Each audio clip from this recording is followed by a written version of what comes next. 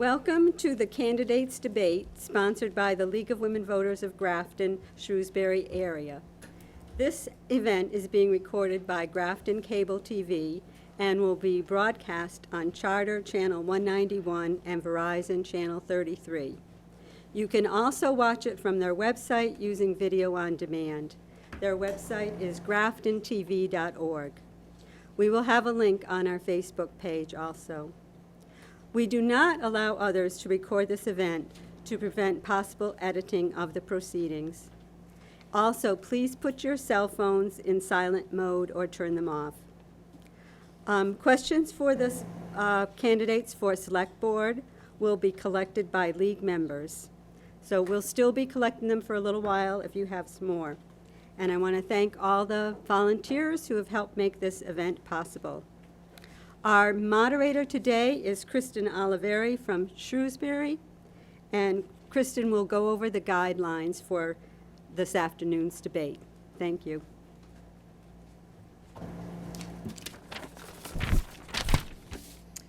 Good afternoon. My name is Kristen Oliveri, and I will be the moderator today. Lisa Rice and Donna Stock are competing for a 6-month seat on the Grafton Board of Selectmen, vacated by Bruce Spinney.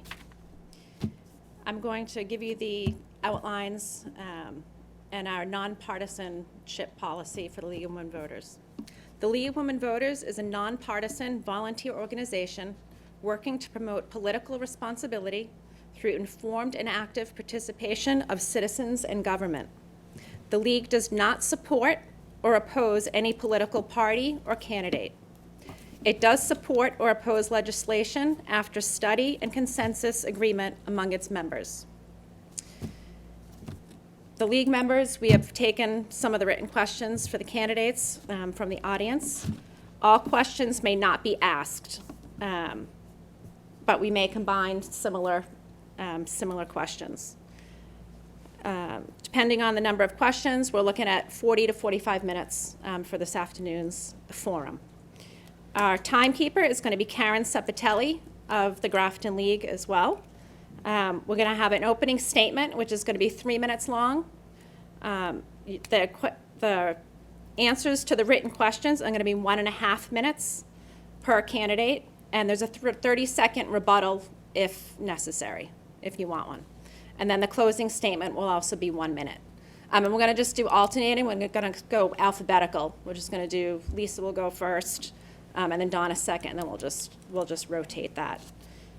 All right, so let's start with Lisa. If you want to start with your opening statement. Yes, thank you very much. I want to thank the League of Women Voters for offering this opportunity. I want to thank everyone who came out on a Sunday afternoon to attend, and everyone who is watching this on Grafton Cable, and thank you to Grafton Cable as well. I'd like to just start by sharing a little bit about myself. I grew up in Auburn, Massachusetts, so I am a Central Mass girl through and through. I graduated from Worcester State in 3 years. I was paying for my own college, so I was extremely focused and willing to get through my bachelor's degree. I went year-round, and I graduated with a degree in communications. My first 2 jobs right out of college was working for local cable access stations. I've always believed that the power of the people within their local government, and I was excited to explore and be a part of those 2 jobs right out of school.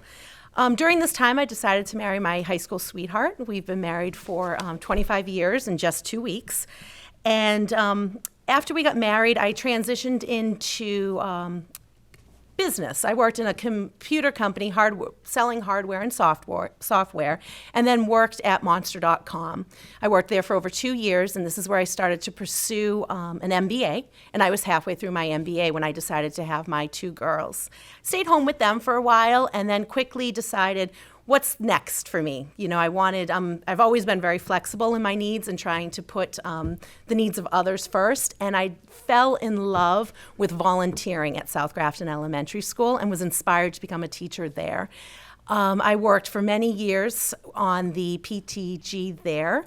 And one of the most proud moments was taking our fundraising and looking at it from a perspective of a way to bringing it back into Grafton. So if you look at the Peralt discount cards, that was something that we started in in South Grafton Elementary School. We wanted to find a way to partner with the community right away. Instead of just giving our money to an obscure company somewhere in California, we wanted to bring back all of our fundraising efforts to Grafton. After I had the children, like I mentioned, I went back to school and worked and pursued and got a master's in education and continued my education and got a job at South Grafton Elementary School. Interestingly, our paths first crossed when in 2008 the school department started to talk about cuts. And I had children at South Grafton Elementary School, and at that time the computer teacher position was cut.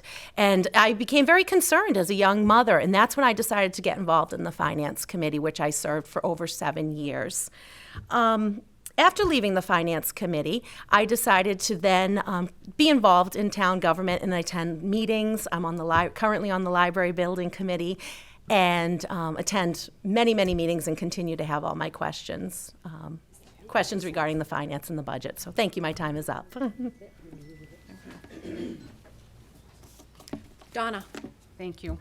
Thank you to the League as well for hosting this forum this afternoon, and for those that will be watching it in the next week leading up to the special election on Tuesday, October 29th.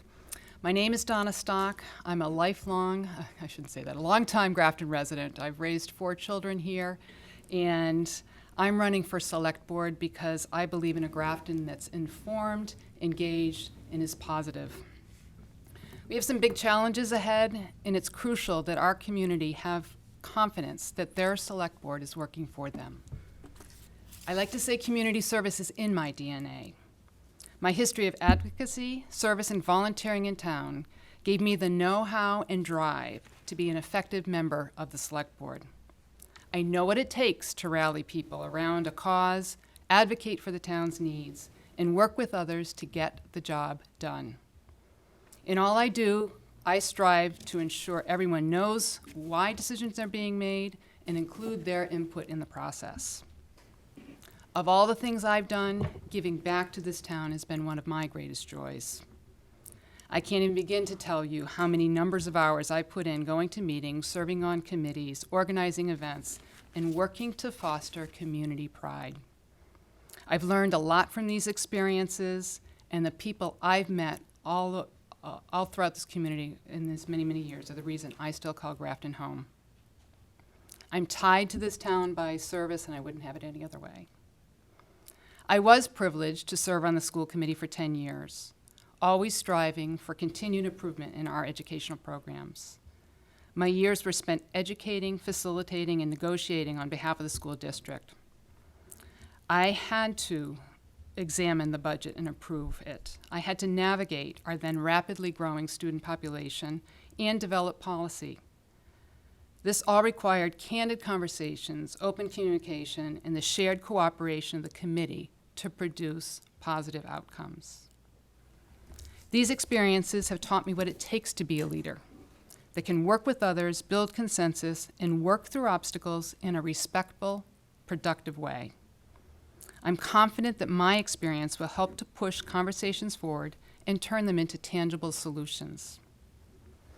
I have energized community members to engage in the process, from bringing more education and cultural enrichment opportunities to the town, to advocating for a student's right to walk at graduation, and more. These experiences have taught me how to reach people, communicate issues and ideas to the public, and foster connections throughout the community. I would use these skills to engage the community members in select board decisions and keep them in the loop on our progress. I love this town, and community service is what fuels this passion. Combined with my experienced lens, positive leadership, and commitment to community engagement, all of these would serve me well on Grafton Select Board. Thank you. Thank you, Donna. All right, well, so let's start with the questions from the audience. And Donna, we're going to start with you since Lisa went first on her opening statement. Sure. And I'll repeat the questions for both of you. Again, you have 1.5 minutes to respond. The town administrator balances the budget every year. Why should we be worried about structural deficits? Good question. All right, so The town administrator balances the budget every year. Why should we be worried about structural deficits? Each year, all the departments come together, all 17 departments come together and identify their needs for the subsequent year. This goes through a long process of approximately 6 months, but it's our responsibility to balance that at the end of it. So when it comes to town meeting in May, we need to vote on that balanced budget. I guess I'm just not catching the full content of this. Let me think about it just for No, that's just a second before I answer this. That's fine. When those departments are putting together their budget, there's needs that they see and opportunities that they see to make the town better, whether it's a program, whether it's personnel, whatever it is that they want to do. Right now, we're almost in a zero-based budget formation, as we don't have the resources that we need each and every year to increase at the level that we need to do to provide these town services. And that's where the difficult decisions have to come to the table. We have to determine whether or not we're going to add personnel. We have to determine whether or not we're going to find other ways to make certain that we live within our means. And that's something that our town has been facing, and we need to start being proactive rather than reactive as we look to plan our budget in the years ahead. Thank you. Lisa, do you want me to repeat the question? Sure. The town administrator balances the budget every year. Why should we be worried about structural deficits? All right, thank you. Yes, the town administrator does have to present, according to our charter, a balanced budget. We have a structural deficit, I would argue, based on the budget table from FY 20, fiscal year 20. There were 42 accounts named in this budget overhead. 33 of those accounts, their requests were not fulfilled. So there are 33 line items in our budget, and that did not include the school department, that have a shortfall every single year. That shortfall totaled $567,619. And that did not include the school department's shortfall. So that is the reason why I think there is a structural deficit, that we have department heads coming every single year saying, this is what I need. They go ahead to the finance committee and they say, these are the things that I need to do my job better, to make it more efficient for the town of Grafton. And we're not able to meet those needs in order to put forth a balanced budget. So that would be the reason why I believe we do have a structural deficit, because we are not meeting the needs of these town departments. Thank you. Do you have anything else to add, Donna? I've been in a position where we had to balance a budget in my professional life as well. And one of the ways that we've done it is look at all the processes that we have in place and bring people to the table together to see whether or not something can be done differently, so that we can create efficiency and make certain that we do have the way the dollars that we have are allocated in the way that will make the best difference and hopefully carry us forward. Thank you. Next question, Lisa, this is for you, or starting with you. Do you think Grafton Municipal Center employees and management would benefit from 360 evaluations at the Municipal Center? I absolutely do. I think our best asset and the majority of our budget is personnel.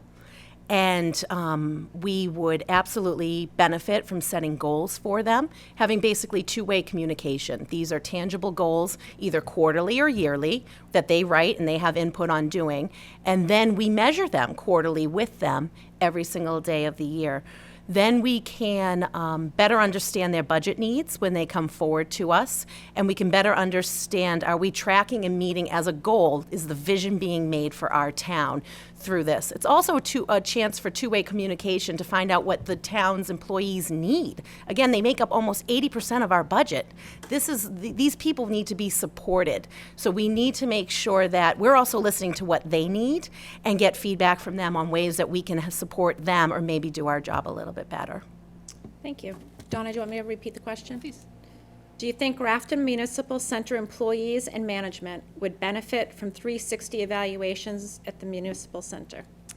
So we've conducted 360s at where I work right now several times, and it's a very thorough report that's provided to both the manager and to the individual that's being reviewed. I'm not certain I would recommend it for every town employee. I think that's a little excessive, but I think our managers, our department heads, and town administrators, et cetera, need to have the same evaluation. It helps to identify the strengths that people have and sometimes their weaknesses, and to maybe encourage them to work more towards those strengths and identify that they do have some blind spots and they need to understand what those are. They may need somebody that comes in and helps them with that, whether it's an outside trainer or a consultant or whatever. But it's been a very helpful process in my experience. And I would definitely think that it would be something that would be worth the expense here, too.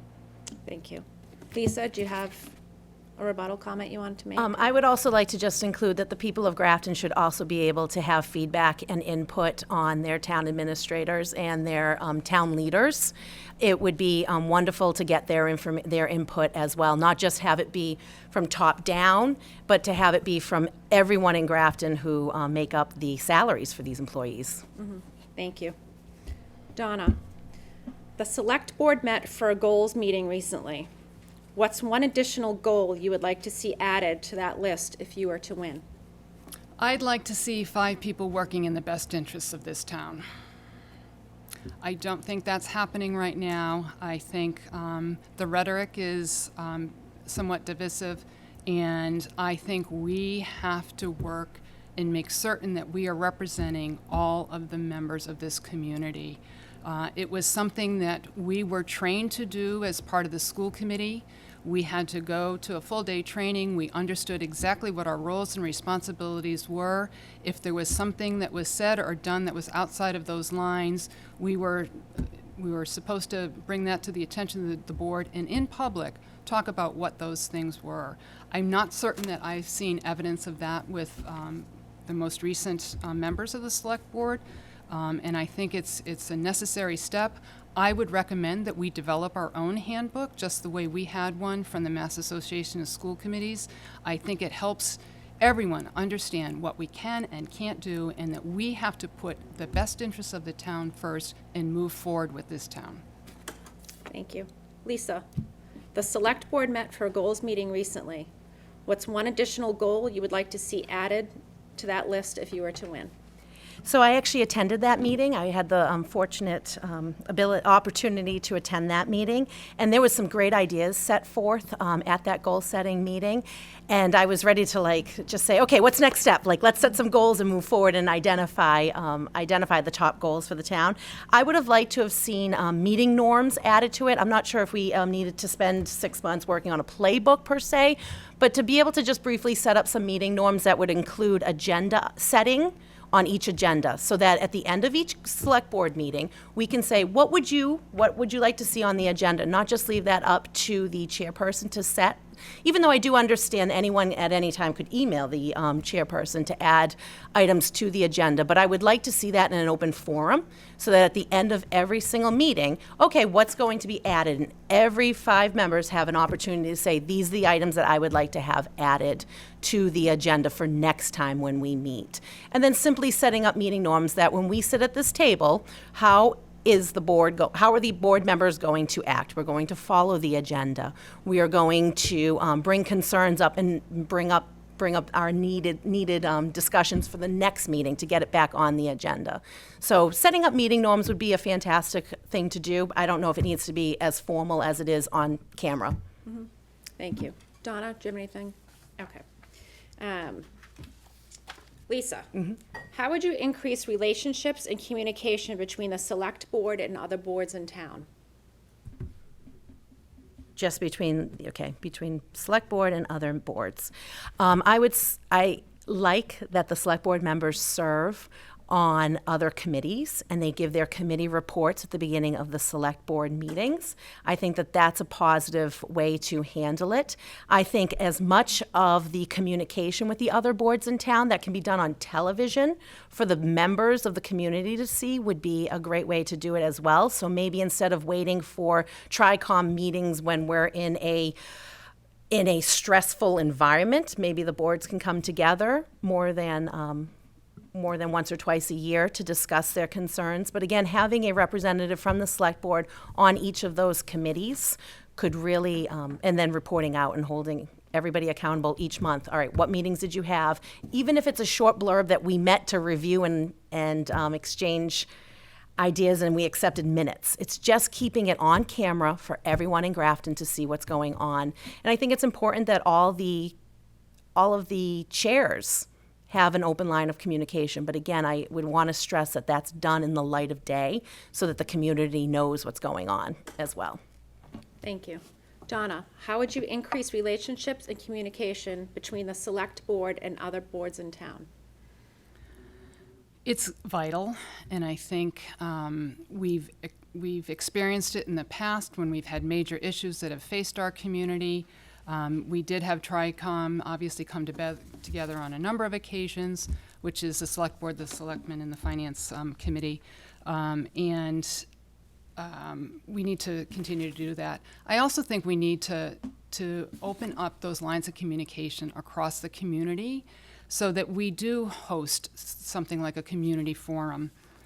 We've had those in the past for things like when we were building the high school, or for 2.5, where we brought people together. We brought them together for another number of other issues. But I think that needs to happen on a more frequent basis. It needs to be more than one date, one time that's available.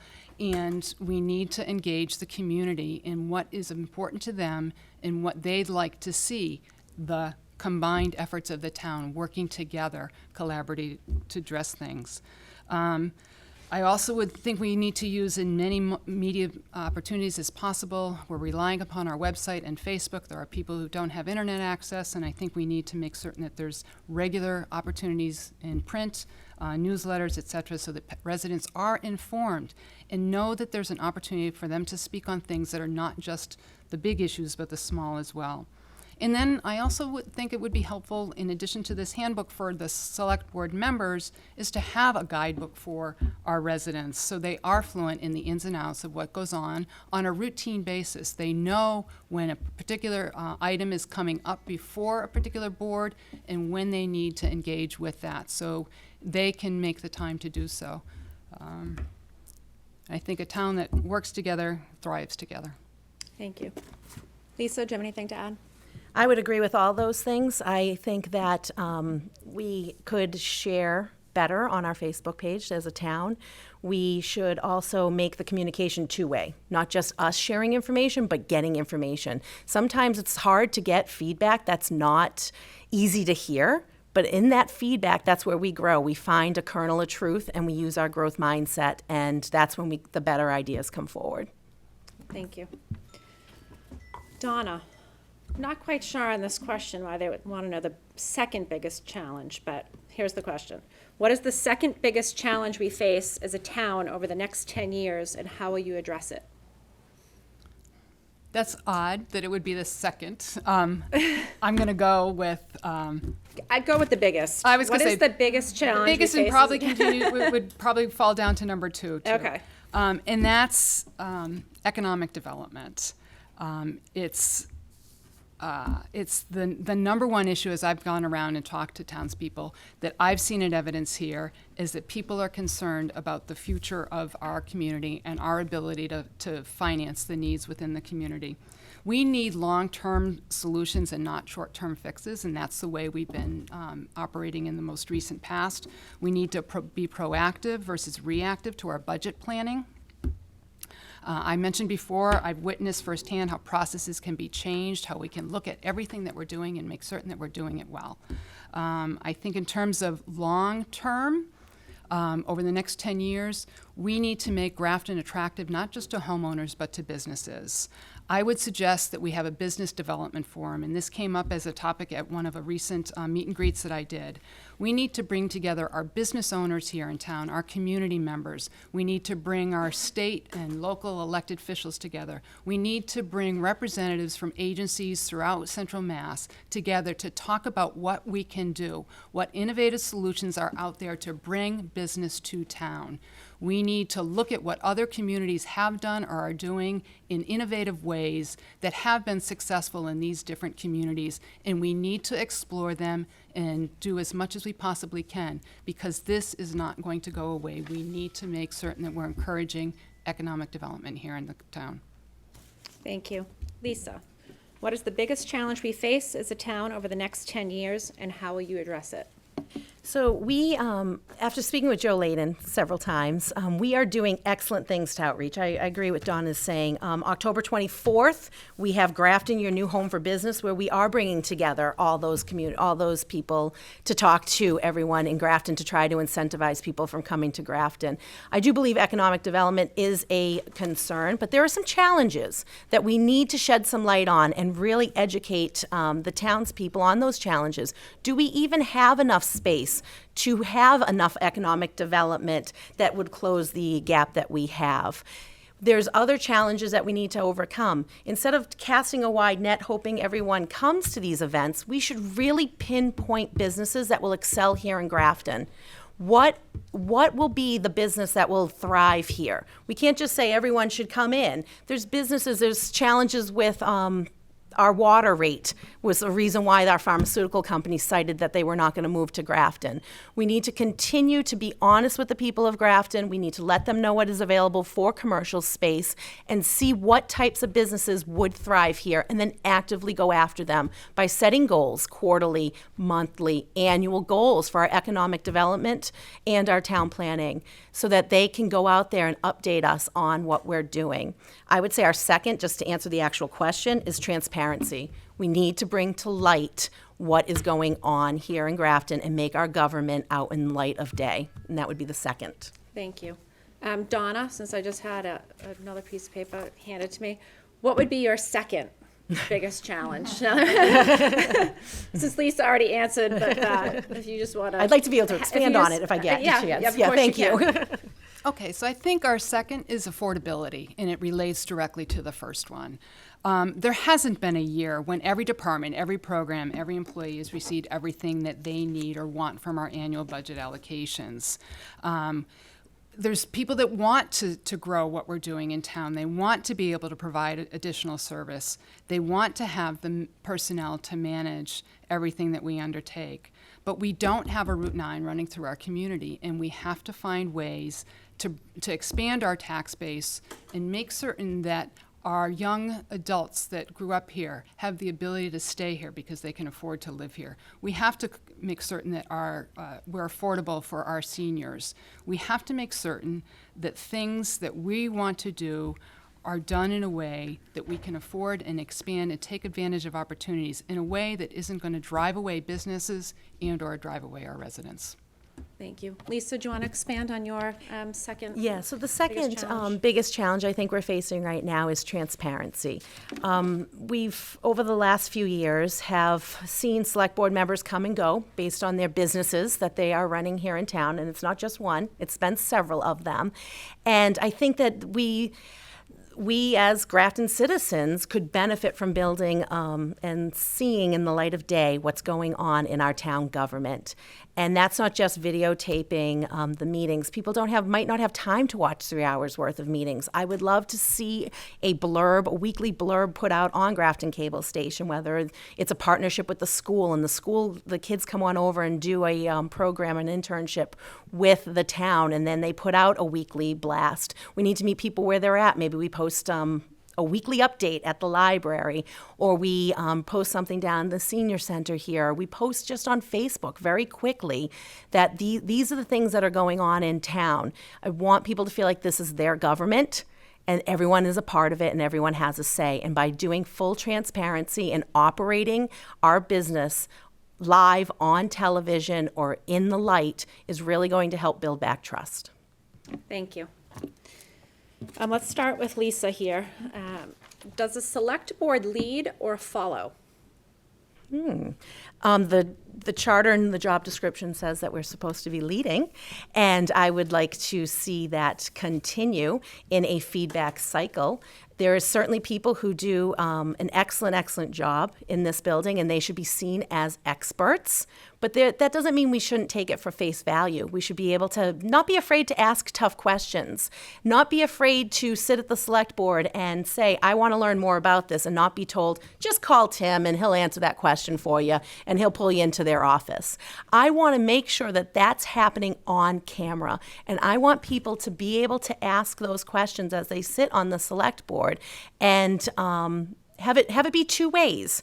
I'd like to see them lead and take their goals that they may had at that meeting and turn that into action for us in Grafton. I would like to see them follow the law. I'd like to see them follow what the experts in the field say, but also have a vision and ask questions in order to lead. Thank you. Donna, does a select board lead or follow? A select board does lead. And I think we need select board members who conduct themselves in a way that creates confidence in their board's decisions. We need to get things done and make the community aware of where we're going as a town. It's important to foster relationship with boards, departments. We have to ensure that we're all working collaboratively towards the same goals. We need to make informed decisions, and we need to be out there and asking for input, advocating for the best interests of the town, and making certain that people are aware of what their role is in the importance of all of the decisions that are made here on at the select board meeting and affect the entire community. I am a leader. I have been both in my volunteer duties, in my civic duties, and in my professional duties. It's those leadership qualities that I would bring to the board, and I think it's something that we need to seek in every member that serves on that board, is to take that, be leaders for the town, and make certain that we're moving this community forward in a way that's positive. Thank you. Lisa, did you have anything to add? Yes, I do. I think I've displayed over the 7 years on the Finance Committee my leadership abilities. I may not have been the chairperson, but I have always been respectful to everyone on the committee, and I've also not been afraid to ask tough questions, unpopular questions, in order to get to the heart of issues. And when we get to the heart of issues and move past the rhetoric and the jargon, that's when we can really roll up our sleeves and get work done. Thank you. I also, if I may, Yeah. I had somebody ask the other day if economic development and business development and making certain that we expand our tax base is the most important issue facing our town today, why isn't it the #1 agenda on our select board meeting right now? We're not talking about it, they are not talking about it, and it's the #1 issue facing our community today. So we need to lead and make certain we're addressing their concerns. Donna, the Boston Globe recently called out Grafton as a community that wouldn't benefit from additional education funding. What steps should we take to avoid this? Lobby. We need to put every opportunity to put our school committee, our superintendent, our elected officials, both here at the local level, at the state level as well, to lobby those that are making those decisions. We are not eligible for some of the grant opportunities that are given to other communities, and there are pressing needs in other communities as well. But we had the fastest growing student population for many years. That we've seen that happen, and now we see a little bit of decline. But we didn't have the resources when we were addressing that school population to really adequately do what we needed to do to prepare for the future and how that would continue to translate as the years went on. So we did the best that we possibly could. We advocated for the dollars we could through Chapter 70. We were able to get on the school building assistance list to help address our space needs, but we need to continue to advocate for ways that the state formula can alter and make certain that we're getting what we need for the best interest of our students. Thank you. Lisa, the Boston Globe recently called out Grafton as a community that wouldn't benefit from additional educational funding. What steps should we take to avoid this? That's great, and it was a very eye-opening article.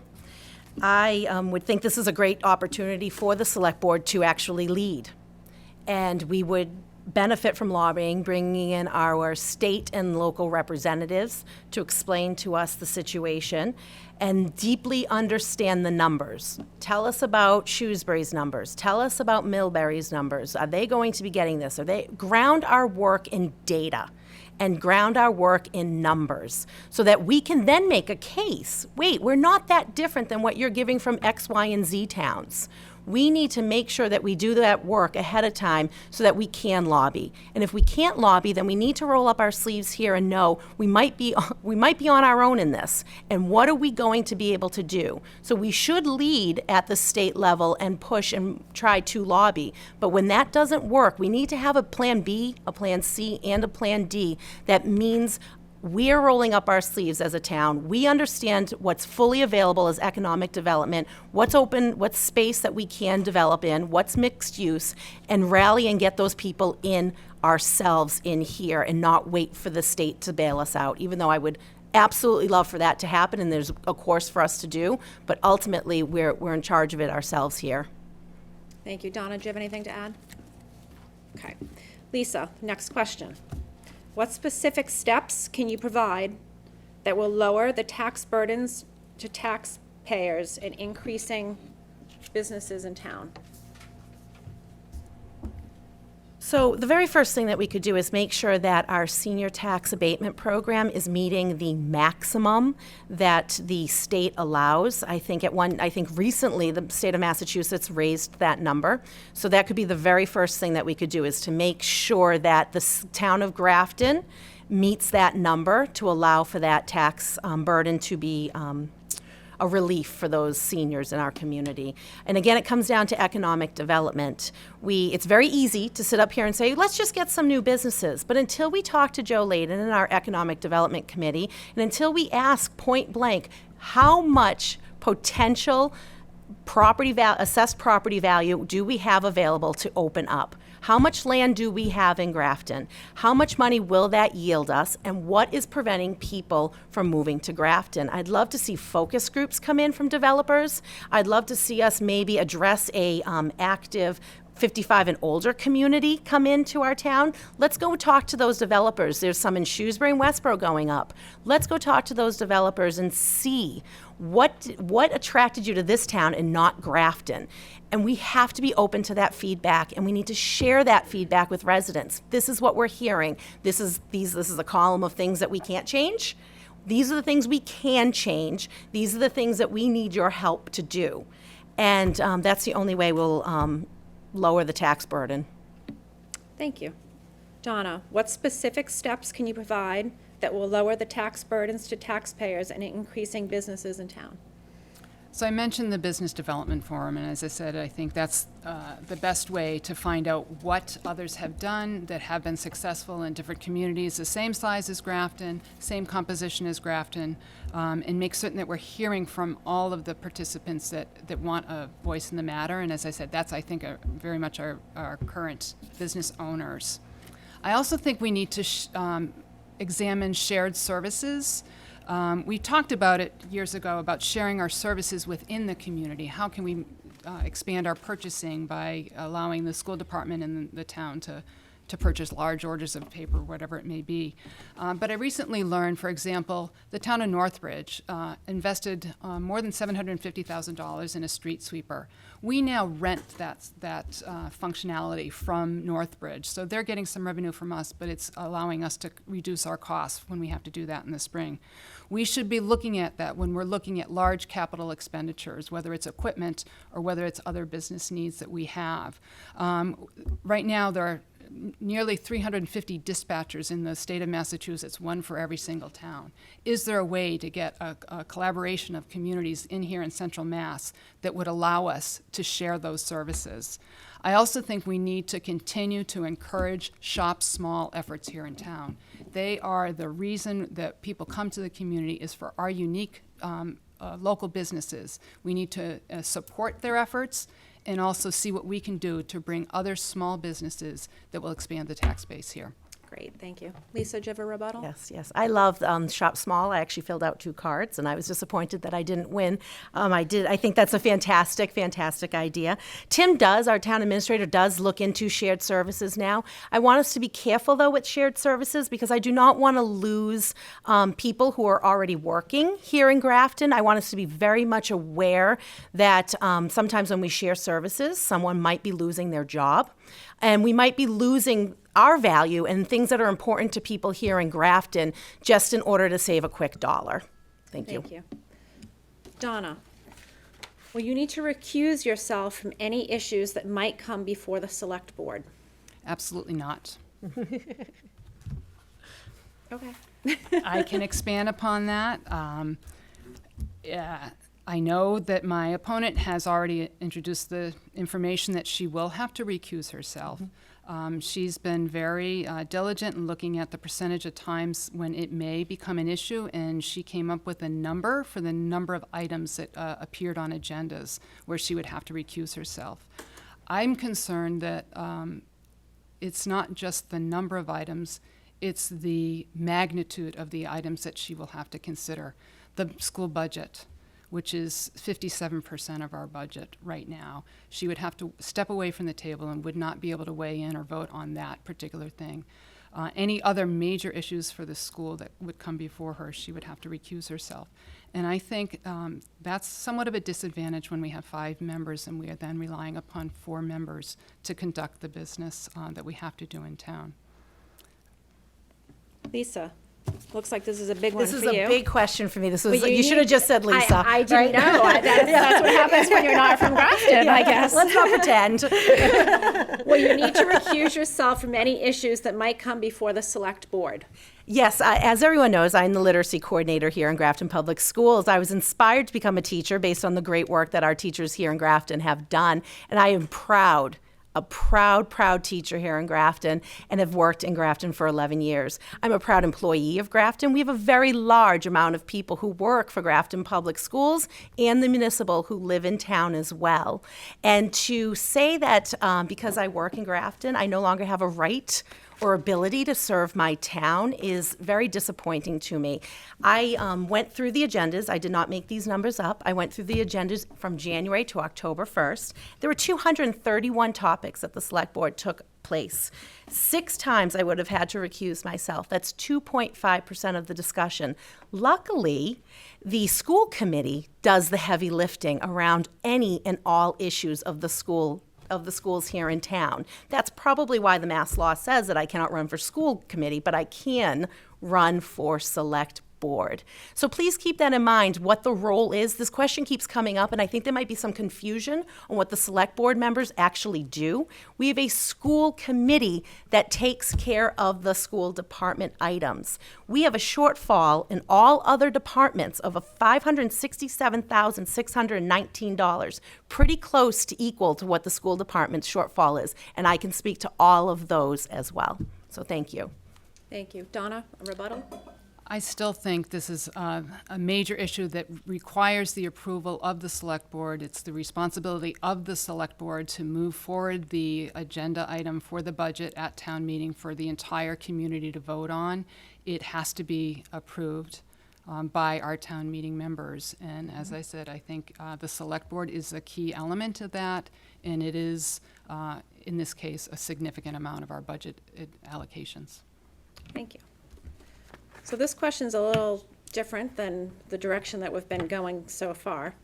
But I'll throw it out there. If it's not a select board question or answer, just let me know. I don't know. Considering budget constraints combined with risk of injury and concussions, do you think that it's time to eliminate or change the school football program? Is it my turn to go first? Yeah. Okay. Yes. Yeah. Okay. That is interesting. That does not probably fall under the job description of the select board. It would probably fall under the school committee. They are probably going to have to do the heavy lifting. I'm not even sure if this is something that they've even considered or discussed at any of their meetings. So this would probably need to begin at the school committee level. And if they were ever to seek information from the select board, I'm not sure in what capacity Maybe the person who wrote the question can clarify, but I'm not sure if this falls under the job description of a select board member. I was wondering too if it was a Yes, school yeah. committee I'm happy to answer question any or a questions school either board. way, yeah, but Yeah. it definitely, this probably falls under the school committee, but if somebody has that concern, Okay. I'm happy to address it. Donna? I would agree that this would be the school committee's Okay. responsibility initially. I think, though, as a select board, we're responsible for the safety and welfare of all of our citizens. So if there's a major concern that needs to be addressed, then I think that we would have the opportunity to perhaps make certain that we're all informed and that we all have the materials that are required to make a decision. Thank you. Donna, what do you see as the town's path to financial stability? That's been the common Yeah, it thread has been. today. Answer it in a different way that you've already answered it. So repeat it, please. What do you see as the town's path to financial stability? It's expanding our tax base. As I said, we've both articulated different ways that we could do it. We need to diversify our tax base. We need to attract more more businesses. We need to take advantage of our Centec parks. We need to. One of the ways I think that I've heard that we've done, we have a ready team that can promote the town at any given time. We can talk about the infrastructure that's available, the public services opportunities that are available, anything that a company or a business that wants to locate here, we are ready to answer their questions and concerns. We're ready with the data that they would need to make an informed decision about whether they want to relocate here or locate here. So I think that's something that works to our advantage, and we have to utilize that and make certain that we're getting as much information so that we can address an opportunity as soon as it becomes available. Thank you. Lisa, what do you see as the town's path to financial stability? Again, it's everything that we've already said. I look forward to the work of the Sustainability Committee. They're really going to dive deep into this. One of the items that we should consider is just the way we approach our budgeting. The school department currently does zero-based budgeting, and the town does not. The school department currently has an accountant put together, like a certified accountant put together their budget. I would encourage our town to involve the town accountant as much as they could. This is someone who has many more credits in school and much more experience in budgeting, that they could come and take a look at the way that we are currently budgeting. Something else to consider, just to say something different than has already been said, is that all of our contracts in town in the school department side renew at the same time. They've worked very hard to make sure that that happens, so that now we're not pitting different bargaining units against each other. I would like to see the town do that as well, so that if there's money for raises, there's money for everyone. If there isn't money, then there's money for no one. So if we could all get on the same contract timeline, I think that might be something that could be beneficial for everyone to be able to say, it doesn't matter how strong your bargaining unit is, they can all come in and say, this is what we're faced with here in town, and this is how we're going to address it. And even our non-union employees as well. No one should be getting 11% and then somebody else 2% without it being justified at a meeting. And I'm hoping the Sustainability Committee will bring some light to that as well. Great, thank you. Do you have a rebuttal? All right, we're going to have just a couple more questions before we wrap up with your closing statements. Elisa, how do we avoid cost overruns or improper bid specs such as the highway barn or railing for senior center ramp? I am a member of the Library Building Committee. I've been for a few years now, and I think the first thing that we should do is educate and talk about how the bid process works. There's very strict laws that talk about how bidding of projects guidelines that they have to follow, and the law. So I think quickly, it's very easy to see how much something costs and quickly say, oh, that seems too much. So I've got a guy who can do that for me for less. There is a bidding contract procedure that the town, because it's a municipality, must follow. So I think the very first thing we need to do is just make that clear to people so that they understand the process. I also think that projects need to be fully vetted by maybe an outside source, not necessarily always relying on that here in town, so that we can avoid. Some things are just unavoidable. Sometimes when you start doing a project, everyone knows this at home, you just come up to something against against what you didn't think was going to happen. You take a wall down and didn't see it was there. But we need to make sure that before our projects go out to bid, we are clear what's in the ground as much as we possibly can, and we need to be clear into what might be the potential issues that that project faces. Thank you. Thank you. Donna, do you want me to repeat it? Yes, please. How do we avoid cost overruns or improper bid specs, such as the highway barn or railings for the senior center ramp? I happen to have a son who's a civil engineer who works for a company that has to deal with those types of issues.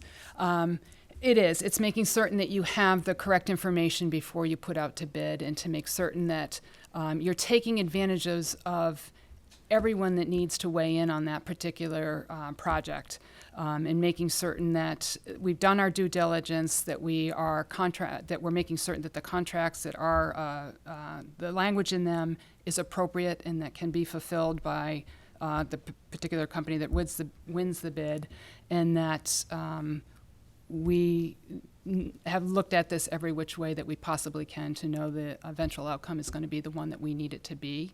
We need to have informed partners that are doing the required steps to make certain that it's appropriate for us to invest in. Great, thank you. Lisa, do you have a rebuttal?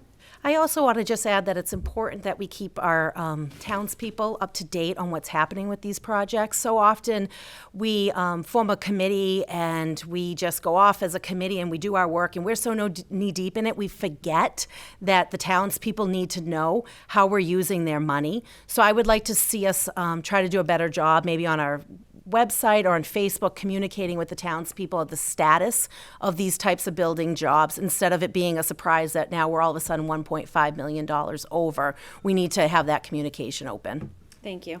And this is going to be the final question for the afternoon.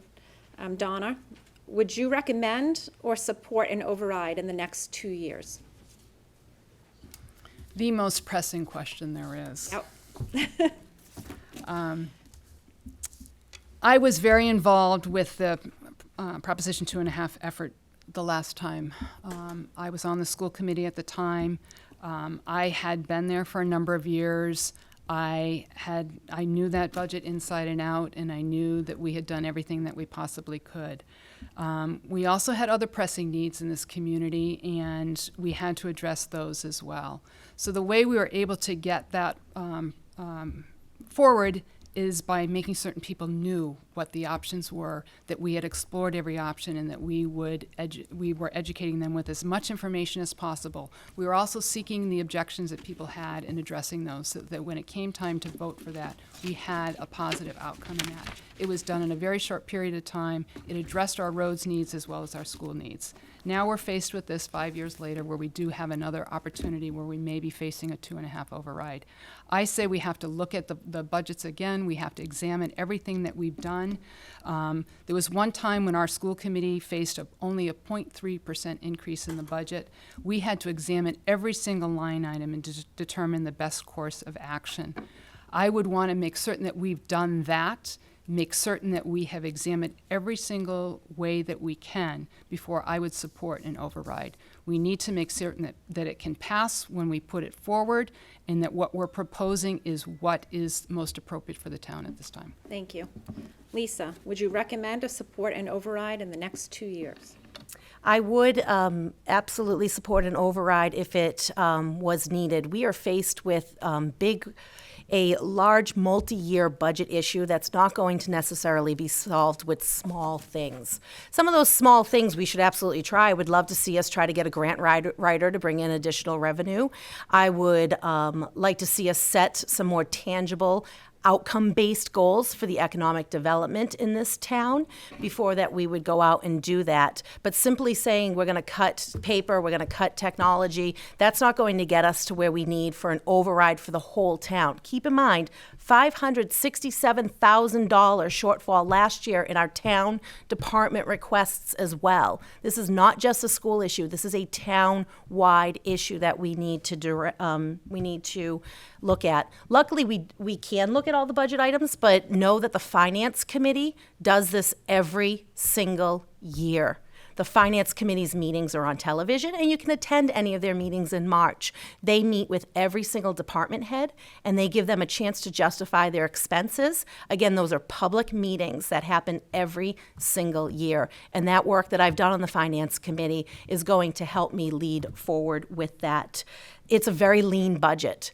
There aren't places to be able to cut, so we need to look at additional revenue through EDC, through grant writing positions, and thank you. Donna, do you have a rebuttal? Yes, I would like just to add a little bit to that. We also have to be mindful of the fact that we are mostly residential based in our taxes, and that we have to make certain that we are not placing undue burden on our citizens, whether they're young, they're old, whatever their circumstances may be. So we need to look at every single line item and make certain that we are making the right decision for the right time. We need to be looking at long-term plans and not short-term fixes. And we seem to be doing this each and every year, and it just is not sustainable. Thank you. We're going to finish the afternoon with the closing statement. And Donna, why don't you go first with your closing statement? You have 1 minute. Thank you for this opportunity today, and appreciate that the League of Women Voters gave us this chance to talk directly to the voters. I truly believe that the time is right for me to step up once again and bring the full range of my abilities towards making our town government work for the entire community. Unfortunately, I see that the same spirit of cooperation that's existed in the past seems to be lacking in today's rhetoric. I think our town is capable of more. We need to put aside our differences and work together with a unified purpose. Grafton needs more leaders that care deeply about our community, actively solicit public input, and make decisions based on what is best for the town. I've had the experience of negotiating contracts, balancing budgets, and building coalitions. I've managed big projects and developed strategies that get the job done. I come free of special interests and bias. My focus is on making our town work for everyone. I promise to ask questions, seek input, and review the appropriate material to make informed decisions. I'm confident that my experiences and objective approach to problem solving will serve our town well. The time is now. I feel called upon once more to be part of the solution, and I ask for your vote on October 29th. Thank you. Thank you, Donna. Lisa, Thank you. 1 minute and then close up. Yeah. I'm happy to stick within the rules. Thank you. Thank you again to the League of Women Voters for having us, and thank you to the viewers at home, and thank you for everyone who's come out today. This race isn't necessarily about me or Donna and our leadership skills. We're pretty close there. My 7 years on Finance Committee, I've displayed my leadership skills. I deeply understand all of the town's budgets. It's about you, the people of Grafton. I will work to bring town government to the light and make it accessible to all. I'll work to give you a voice through two-way communication. I want to see the people of Grafton be able to give feedback on their government, on their services, and how we spend your money, more than just at town meeting time. Through feedback, we will all become better. The Select Board is a 5-person board. I'll work hard to hear from all of the members, make decisions based on the law and what is best for the town. I've demonstrated this ability through my 7 years of work at the Finance Committee. I respectfully ask for your vote on Tuesday, October 29th. Thank you. Thank you. I just want to remind everybody that this program will be shown on local access cable until the election. The special town election is on Tuesday, October 29th. On behalf of the Grafton-Shrewsbury League of Women Voters, we want to thank you for attending or watching on TV. And just to remind everyone that democracy is not a spectator sport. Get out and vote. Thank you.